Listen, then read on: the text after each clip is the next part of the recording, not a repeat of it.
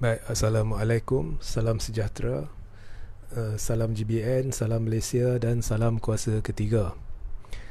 Jadi hari ini saya hendak bincang masalah urus tadbir negara dari sudut dasar pelan tindakan dan kegagalan kerajaan menangani isu kewangan, isu ekonomi dan isu kos sara hidup yang menggila, dan juga hakikat bahawa sebenarnya kerajaan bukan sekadar tidak ada kemampuan untuk menangani isu-isu ini, kerajaan tidak tahu apa yang harus dilakukan dan ini sudah cukup nyata.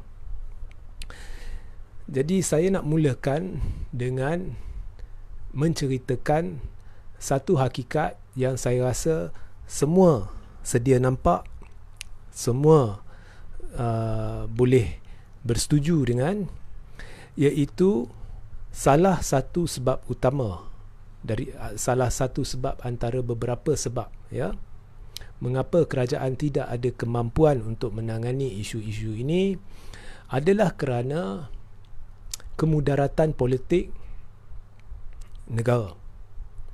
Dan ini adalah akibat daripada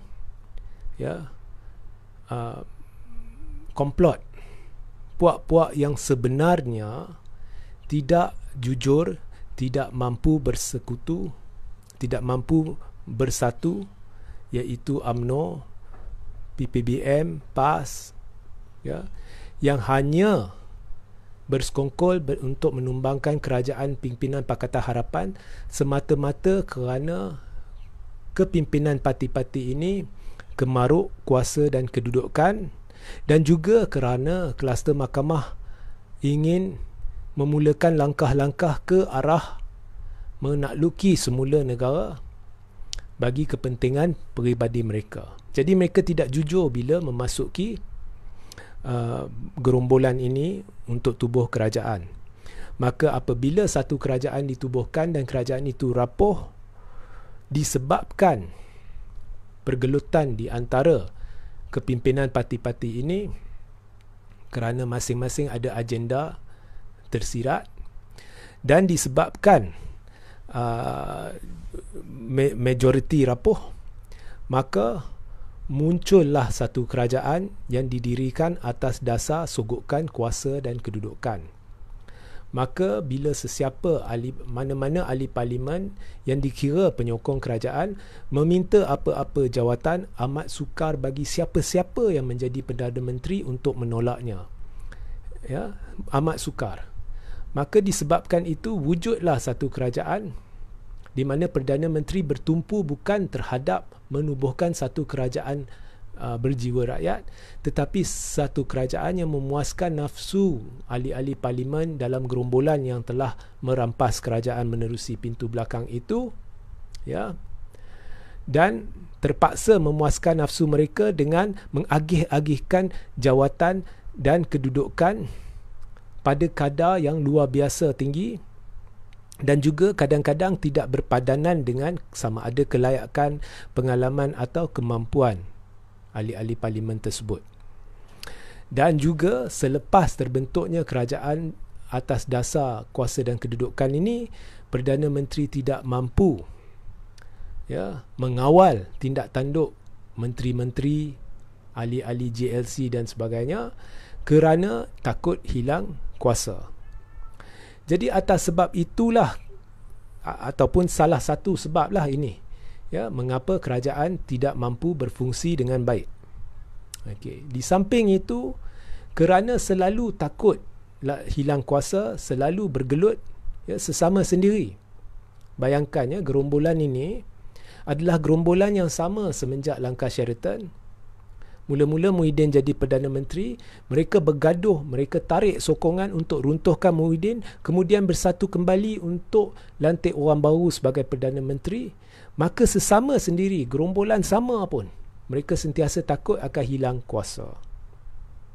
Jadi disebabkan itu penumpuannya lebih kepada percaturan politik, bukannya pemaslahatan rakyat.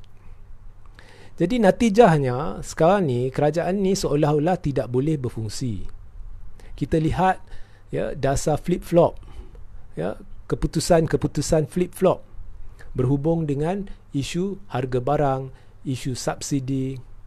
Keputusan-keputusan nampaknya tidak berpandu kepada satu dasar yang nyata, satu pelan tindakan yang nyata yang sememangnya tidak wujud.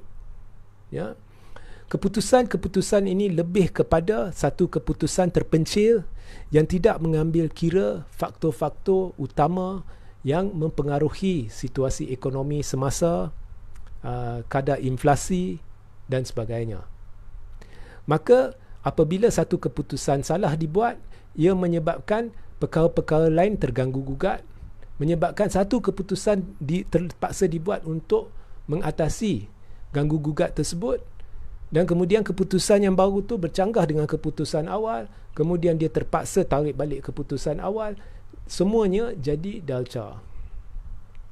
Jadi pertama sekali, apabila kerajaan ini mengambil alih, sepatutnya mereka melihat apa yang diperlukan adalah satu dasar kerajaan bagi memulihkan ekonomi dan kewangan negara, dan juga bagi mengelakkan satu krisis makanan, ya, dengan cara yang bersesuaian dengan keadaan semasa, baik di dalam negara maupun di peringkat antarabangsa. Ya. Untuk itu perlu ada kepakaran, perlu ada kesepakatan dalam kerajaan. Lazimnya satu kerajaan kita memang harapkan kesepakatan. Tetapi di dalam kerajaan ini langsung tidak wujud kesepakatan. Yang wujud percakaran tak tentu hala. Jadi tanpa kesepakatan ini, tanpa kemampuan kerajaan ini untuk berfungsi, maka tidaklah wujud dasar yang bersesuaian. Malah tidak ada langkah-langkah ke arah merealisasikan dasar tersebut. Maka tanpa dasar, satu dasar untuk menangani isu-isu ini, maka pelabur pun tidak tahu sebenarnya hala tuju kerajaan. Pelabur pun tidak tahu satu-satu keputusan mengapa ianya dibuat. Apakah keputusan ini akan menjurus kepada sesuatu perkara berdasarkan dasar atau pelan tindakan yang diperolehi daripada dasar itu. Pelabur tidak dapat melihat jangka panjang apakah kerajaan sedang membuat. Dan apabila kerajaan melakukan flip-flop, ianya mengganggu-gugat ya ekonomi pembekal, ianya mengganggu-gugat perniagaan restoran, pembekal dan sebagainya. Ianya mengganggu-gugat pengguna-pengguna apabila restoran-restoran, kedai-kedai runcit dan sebagainya terpaksa menaikkan harga untuk memindahkan kerugian, kos tambahan yang mereka terpaksa tampung itu terhadap pengguna. Jadi akhirnya kos sara hidup menggila, ya. Dan saya lihat apabila kerajaan melakukan kesilapan, dia tidak tahu bagaimana nak mengubati kesilapan dia itu, sebab tak ada dasar. Sepatutnya kerajaan jangan buat idea-idea yang tidak masuk akal seperti nak tubuhkan satu jawatan kuasa yang bila kita lihat melibatkan menteri-menteri. Dah ada kementerian, dah ada lantikan penasihat sana sini. Buat apa nak buat satu jawatan kuasa melibatkan mereka? Adakah ini turut akan melibatkan pendanaan tambahan bagi tugas yang sepatutnya menteri lakukan tetapi tidak lakukan? Jika nak tubuhkan satu jawatan kuasa, seharusnya jawatan kuasa itu adalah satu jawatan kuasa khas melibatkan kepakaran tinggi dan spesifik kepada masalah yang dihadapi. Ya. Dan untuk memastikan kementerian-kementerian dapat bekerjasama dengan harmoni dengan jawatan-jawatan kuasa ini untuk mencapai satu penyelesaian menyeluruh, ya. Kementerian buat kerja dia, jawatan kuasa buat kerja dia, kementerian beri maklum balas kepada jawatan kuasa memberi maklum balas kepada kementerian, dan bagi satu dalam jangka sederhana panjang ianya akan memantapkan lagi usaha ke arah menangani masalah pelbagai masalah yang dihadapi. Untuk memastikan perkara itu, pertama sekali kita perlu melumpuhkan politik, sebab politik adalah salah satu perkara yang menghalang kementerian daripada melaksanakan tugas mereka, menghalang menteri daripada melaksanakan tugas mereka, menghalang Perdana Menteri daripada membuat tindakan yang betul, pelantikan yang betul untuk tadbir urus negara dengan cekap. Jadi untuk melumpuhkan politik, seharusnya Ismail Sabri harus sedar negara kita sudah tenat, dan perkara pertama yang perlu dilakukan oleh Ismail Sabri, walaupun ianya boleh dilakukan oleh Yang di-Pertuan Agong secara sendiri dan ikut budi bicara tuanku, ya, Ismail Sabri harus menasihatkan Yang di-Pertuan Agong untuk isytiharkan darurat politik. Ya. Dan seterusnya, Ismail Sabri perlu, perkara pertama selepas darurat politik ini, perlu menasihati Yang di-Pertuan Agong untuk membubarkan MPN yang dipengerusikan kini oleh Tan Sri Muhyiddin Yassin. Kerana sudah ada satu majlis yang kononnya ditubuhkan untuk memulihkan ekonomi negara dan sebagainya, tetapi hari ini krisis-krisis ini berlaku menyebabkan kita bertanya, berpuluh-puluh lantikan yang berlaku dalam MPN tu yang menggunakan duit rakyat untuk membayar allowance dan sebagainya, ya, adakah ianya berbaloi? Mengapa perlu lantikan itu lagi? Jadi untuk Ismail Sabri, ya, tidak perlu terikat dengan lantikan-lantikan untuk kekal berkuasa, maka Ismail Sabri perlukan darurat politik. Dan selepas darurat politik, Ismail Sabri harus bersetuju untuk melepaskan kepada Yang di-Pertuan Agong dalam soal pelantikan ahli-ahli dalam satu majlis penasihat yang sesuai, satu majlis yang sesuai untuk mentadbir urus negara. Ismail Sabri boleh kekal lah Perdana Menteri. Kerana sekarang negara kita bukan perlukan satu kepakaran biasa, ianya memerlukan satu kepakaran luar biasa untuk tangani isu-isu yang gagal ditangani oleh Ismail Sabri dan Kabinet Persekutuan dan gerombolan ini secara am. Jadi untuk itu kita perlu darurat politik, kita perlu matikan politik dahulu. Ya, perkara asas dasar pun sampai hari ini saya dah sebut berulang kali. Mungkin ego menahan pihak-pihak berkaitan daripada menerima cadangan saya dan juga cadangan beberapa pihak lain, ya, kerana mereka ingat mereka lebih hebat. Tetapi kehebatan mereka tidak kelihatan. Yang kelihatan kegagalan mereka. Jadi kadang-kadang kita bekerjasama. Orang macam saya pun beri feedback. Ya. Jadi kadang-kadang kita ambil yang baik, buang yang keruh, dan kita lakukan sesuatu untuk rakyat. Tetapi gagal dilakukan. So kita perlu darurat politik dan kita perlu satu barisan kepakaran berjiwa rakyat. Ini termasuklah negarawan, ini termasuklah pakar-pakar ekonomi, tycoon, ini termasuklah pakar perundangan, pakar penguat kuasa dan sebagainya, pakar dan tokoh-tokoh pemikir, ya, orang-orang pemikir, ya, dalam satu majlis untuk tadbir urus negara yang hanya akan menitik beratkan soal kemaslahatan rakyat, bukannya politik. Baru kita dapat lakukan kerja. Baru Ismail Sabri tidak perlu tertekan untuk lantik si dia ni, lantik si dia tu atas hanya untuk memuaskan nafsu mereka, walaupun mereka tidak layak, tidak ada kemampuan dan sebagainya. Ya. Jadi kita lihat, ya, menteri-menteri ada ke luar negara, Ismail Sabri ada ke luar negara. Ya, kita lihat perkara asas pun, jangan cerita dasar, perkara asas pun saya dah cadangkan dulu. Wujudkan satu projek usaha sama untuk menarik pelaburan daripada negara-negara yang karib dengan Malaysia.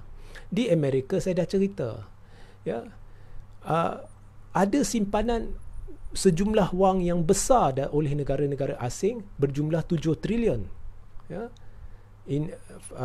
dalam bentuk securities di Amerika. 2 daripada 7 trilion itu dipegang oleh 2 negara yang paling karib dengan Malaysia, iaitu China dan Jepun. Dan China dan Jepun memegang jumlah wang dalam US dollar di Amerika dalam jumlah terbesar berbanding negara-negara lain di dunia. China ada 1 trilion dalam bentuk securities di Amerika. Jepun ada 1 trilion dalam bentuk securities di Amerika. 1 trilion US dollar China, 1 trilion US dollar Jepun. Mereka tidak tahu nak buat apa dengan duit itu sebenarnya, khususnya China. Dan mereka dengan mudah boleh keluarkan dana itu. Jadi dan buat menteri-menteri daripada berfikir cara nak tebalkan lagi poket mereka, dompet mereka, ya, fikirkan rakyat kali ini, buat satu usaha sama. Contohnya dengan Bank Pembangunan China di sini. Okey. Jadi bincang dengan banker-banker itu, ya, tak payah ke luar negara. Bincang dengan banker-banker tu, bawa perwakilan mereka di sini, wujudkan satu usaha sama melibatkan satu bank di Malaysia dengan satu bank Bank Pembangunan China, ataupun kerajaan Malaysia dengan kerajaan China contohnya.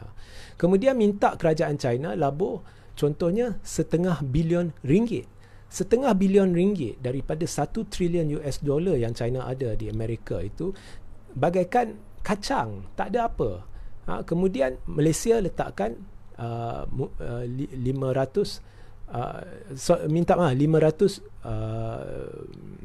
bilion. Juta. Sorry. 500 juta ya. Letih ya. Hari ni letih sikit. Jadi 500 juta. Bagaikan kacang. Malaysia letakkan 500 juta. Jumlah dia 1 bilion ringgit. Wujudkan satu syarikat usaha sama antara China dengan Malaysia. Syarikat usaha sama ni akan mengusahakan mungkin dengan 200 kampung ke 300 kampung ke penternakan moden yang berskala sederhana di setiap satu kampung. Berskala sederhana yang boleh diusahakan oleh orang-orang kampung. Ya. Tetapi bila kita ambil 200-300 kampung ni, secara total, ianya sebenarnya satu projek mega yang akan menguntungkan, membawa faedah secara langsung, secara lestari kepada orang-orang kampung, dan juga mengatasi bagi jangka sederhana panjang dan panjang masalah-masalah berhubung krisis makanan, pembekalan ayam dan sebagainya. Ya. Dan ianya akan dirasai secara langsung oleh orang-orang kita. Okey. Buat juga satu projek usaha sama dengan Jepun, dan dengan pengaliran 500 juta ringgit dalam bentuk US dollar, ya, dalam bentuk US dollar, pengaliran 500 juta ringgit oleh Jepun menerusi usaha sama, dan kemudian pengaliran 500 juta ringgit dalam bentuk US dollar menerusi usaha sama dengan China, ianya akan membantu menstabilkan ringgit kita, mengukuhkan ringgit kita. Banyak masalah selesai, ya. Dan apabila projek-projek ini, apabila kerajaan ini menunjukkan kewibawaan mereka untuk melakukan usaha sama ni dengan cara yang baik, dengan cara yang matang, dengan cara yang profesional, ianya akan meningkatkan keyakinan kedua-dua negara ini untuk mewujudkan lebih banyak projek usaha sama dengan kerajaan ini. Tetapi maklumlah kerajaan ini dia memang sentiasa dibelengui masalah politik. Sebab itu kita perlu darurat politik. Dan menerusi darurat politik, majlis yang ditubuhkan untuk mentadbir urus negara boleh melakukan kerja-kerja ini. Ya. Bukannya pergi ke luar negara cerita nak guna bahasa kebangsaan, bukannya bahasa Inggeris, yang tidak masuk akal. Ya, membuang masa tanpa melakukan sesuatu yang konkret untuk menyelesaikan masalah negara. Terlalu banyak kementerian, terlalu banyak menteri, tambah pula ada majlis pemulihan negara. Semuanya tak boleh selesaikan masalah. Malah hari ini buat keputusan A, besok buat keputusan B, lusa tarik balik keputusan A, mengelirukan pengeluar, mengelirukan pengusaha, mengelirukan peniaga, mengelirukan pengguna, membebankan pengguna, meruntuhkan ekonomi. Mereka, kerajaan, tidak tahu apa nak buat dan tidak mampu melakukan sesuatu demi rakyat. Jadi biar satu majlis dengan kepakaran yang sesuai melakukannya. Dan untuk memutuskan rantaian-rantaian yang sedang mengikat tangan kaki Ismail Sabri ini daripada bertegas, ya, perlu darurat politik. Fikirkan rakyat, jangan fikirkan poket menteri. Rakyat sedang menderita, negara sedang tenat. Ya. Dan saya kurang bersetujulah kalau ada mana-mana pihak dia dia kritik, dia kata dia tak nak pilihan raya umum. Betul, kita tak perlu pilihan raya umum. Saya dan saya rasa ramai setuju Ismail Sabri kekal Perdana Menteri sehingga tamat penggal penuh Parlimen ke-14. Kita tak mau pilihan raya. Semua memang tak perlu. Kita perlu tentang kluster mahkamah ni yang mendesak diadakan pilihan raya hanya untuk kepentingan diri sendiri dan sedang menakut-nakutkan pelabur dengan tingkah laku mereka. Tapi pihak ni dia kata dia tak nak pilihan raya, ataupun nampaknya dia tak nak pilihan raya awal. Tetapi apabila dia mengkritik kerajaan pimpinan Ismail Sabri, dia tidak memberi satu penyelesaian. Hari ini saya syorkan satu penyelesaian. Dan percayalah, inilah satu-satunya penyelesaian. Jangan ego lagi, sebab rakyat bukannya bodoh. Jangan ego lagi. Kita perlu lakukan sesuatu untuk mengubati negara sebelum negara ini hancur. Sudah berada di ambang kehancuran. Ya. Dan memang kalau ada majlis ni, perlu ada tokoh negarawan seperti Tun Mahathir, Tengku Razali Hamzah, 2-3 tokoh negarawan, ya, yang terulung, yang terbukti, ya, diiktiraf di seluruh dunia, terbukti Tun telah menyelesaikan masalah krisis yang dia sendiri bukan pakar, tapi bila krisis dihadapi dengan satu langkah yang bijak boleh diatasi. Ya, kemudian tokoh guaman yang terkenal, ya, seperti contohnya Muhammad Hanif Khatri Abdullah dan sebagainya. Kita perlu satu majlis yang berjiwa rakyat untuk mentadbir urus negara. Kita perlu bawa balik keyakinan pelabur. Okey, kita perlu dasar. Kita perlu satu dasar sekarang.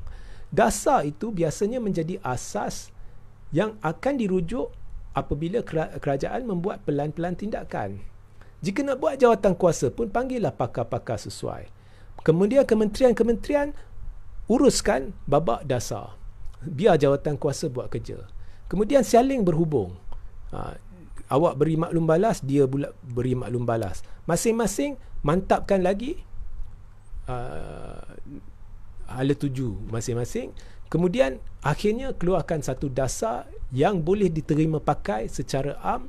Kemudian jawatan kuasa akan bertindak lanjut untuk melakukan atau mencadangkan langkah-langkah berdasar yang berpaut pada dasar itu untuk seterusnya melakukan sesuatu pelan tindakan yang boleh mengatasi masalah-masalah yang dihadapi. Itu kalau nak buat jawatan kuasa sekalipun. Bukannya jawatan kuasa ni nak memuaskan hati rakyat. Kami nak buat jawatan kuasa, bila kita toleh kita pandang menteri-menteri sama yang dah terbukti gagal.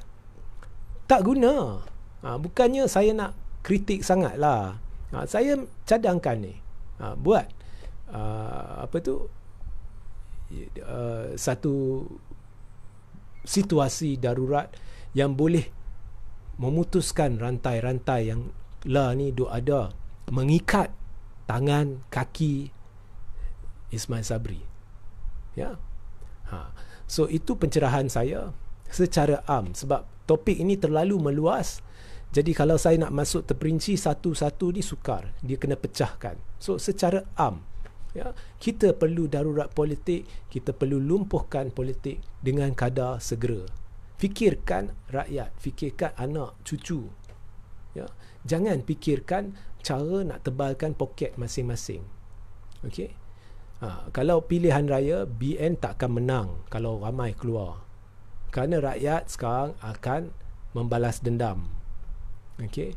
Tetapi biarpun begitu, sekarang saya tak nak fikir soal kemenangan ke kekalahan ke. Sekarang ni kita tak ada masa nak buat pilihan raya, kita tak ada masa nak buat semua tu. Pilihan raya memang wajib selepas Julai 2023. Hanya orang bodoh yang akan cadangkan buat pilihan raya awal kerana hendak menyelamatkan tengkuk masing-masing.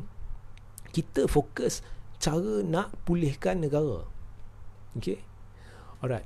Jika ada soalan, anda boleh bertanya bermula sekarang.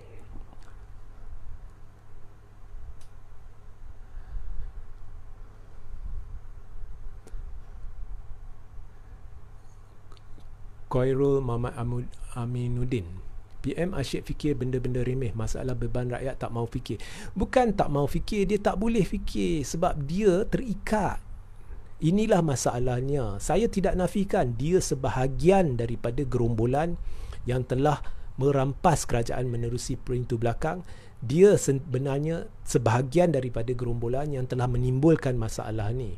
Tetapi sekarang kita dah tahu wajib pilihan raya umum tahun depan 2023 selepas bulan Julai. Jadi sekarang ni kita nak fikirkan kita sudah berada dalam situasi ni. Tak guna merungut, mengungkit-ungkit perkara lama. Jadi macam mana kita nak bergerak maju ke hadapan, kerana keadaan negara dah tenat. Dalam keadaan tenat, kalau sesiapa masih duk fikir benda-benda lama ni, ianya bukannya menyelesaikan masalah. Okey. Jadi dasar adalah amat penting. Dasar pun tak ada. Macam mana nak apa-apa keputusan yang tidak bersandar kepada satu dasar yang mantap yang telah difikirkan dengan baik ini selalunya akan menjadi keputusan yang salah. Ya. Dan itulah sebabnya terjadi flip-flop. Hari ini subsidi, besok tak ada subsidi, lusa ini. Sebab diorang ni sebenarnya hanya bertindak memikirkan jangka terlalu pendek kerana mereka tidak ada masa untuk memikirkan jangka panjang, mewujudkan satu dasar yang betul kerana terlalu sibuk bercatur untuk menyelamatkan kedudukan masing-masing.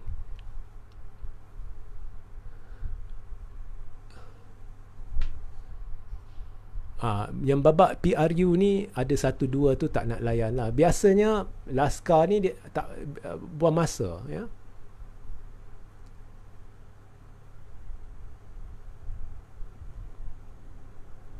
Radzi, jangan sampai rakyat hilang sabar, ketepikan dulu bab politik. Betul. Dan Radzi, sebenarnya rakyat dah hilang sabar. Pergi luar sana, kita apa yang anda katakan betul, tetapi dah hilang sabar. Pergi luar sana, sembang dengan siapa-siapa. Itulah aku tak faham Najib dengan Zaid ni. BN akan menang. Jawab saya kepada mereka satu je. Kepala otak BN akan menang. Lah ni akan berlaku undi dendam. Kalau pilihan raya, ramai yang akan keluar mengundi. Jadi sepatutnya kalau saya dah tahu kemenangan tidak berpihak kepada kluster mahkamah, saya akan setuju PRU.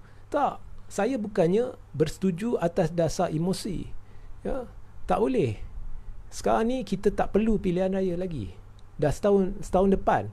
Kalau tahun depan wajib diadakan. Kalau pelabur lihat kita buat pilihan raya sekarang awal, lepas tu dia lihat gerombolan ini yang minta pilihan raya, dia runtuhkan kerajaan 2 kali. Ya. Makin hancur ekonomi negara, makin hancur keyakinan pelabur. We don't need an election, early election. Najib is bluffing you. Najib menipu anda, Zahid menipu anda. Johor sebenarnya menunjukkan prestasi Barisan Nasional merosot. Dia menang bukan sebab prestasi dia meningkat. Dia menang sebab orang tunggu PRU. Orang tak nak keluar PRN. Hampir 50% tak keluar. Dia menang 2/3, tapi lebih 75% pengundi berdaftar sebenarnya tak pilih dia. Pencapaian yang antara terburuk dalam sejarah BN berlaku di Johor sebenarnya. Tapi satu kepelikan berlaku, iaitu walaupun prestasi terburuk, dia dapat pencapaian terbaik. Sebab hampir 50% tak keluar mengundi.